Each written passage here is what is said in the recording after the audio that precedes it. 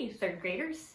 I thought for our last art project of the year, we'd do something really fun that you can play with outside, and that is make an improved paper airplane. This airplane is a little more complicated to fold than your standard paper airplane, but it gets really good distance. Okay, let's get started. Hey guys, before you get started, just make sure your hands are clean and dry because clean, dry hands will make the best, crispest folds. Okay, so my paper I colored on one side with a blue crayon just to make the folds a little easier to see. You don't have to do that, and I actually recommend not doing that. Just a plain sheet of paper would be perfect. Okay, so I already folded this in half because I forgot to start filming. But you're gonna take your paper and just fold it in half long ways like that and give it a really strong fold. Make sure that crease will be very visible.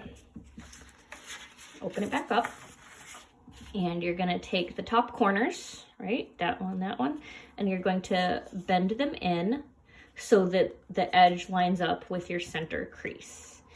And I bet a lot of you have made paper airplanes before, and it starts out exactly like that. And a lot of paper airplane variations will use those same steps.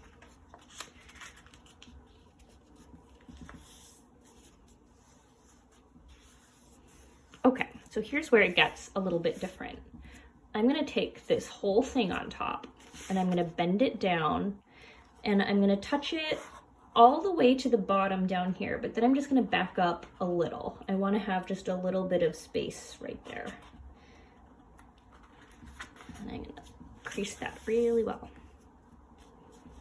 And you can see how it's flat right here and right here, like there's a flat edge. We want a little bit of that edge. We don't wanna fold this right up here because that leaves too big of a space. So fold it down a little further like that. Okay, so now I'm gonna take my top left and my top right corners again, and I'm gonna fold them down to make a triangle again. And I'm lining it up with that center crease.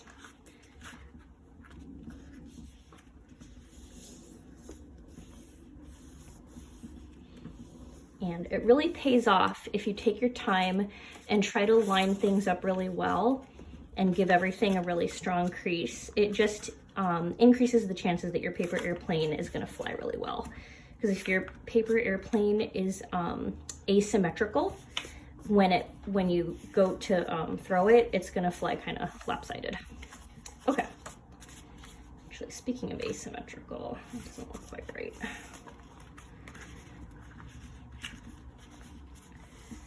There we go, that's better.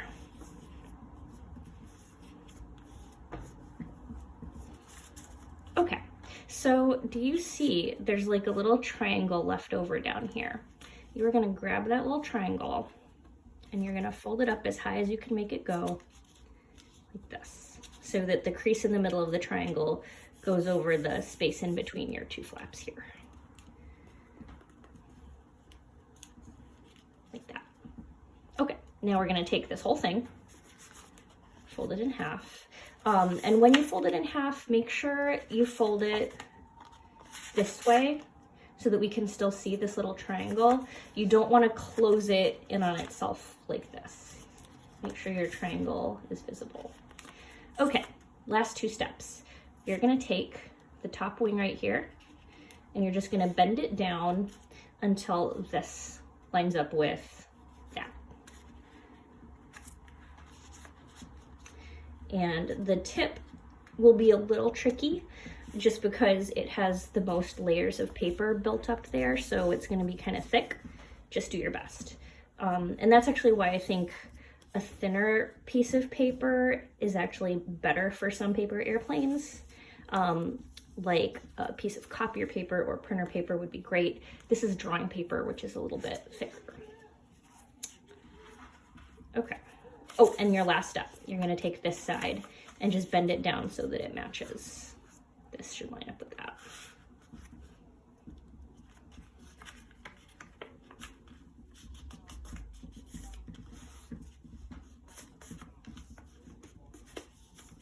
Okay, So this is what it looks like when it's done. You can see the little triangle underneath kind of holding this in place.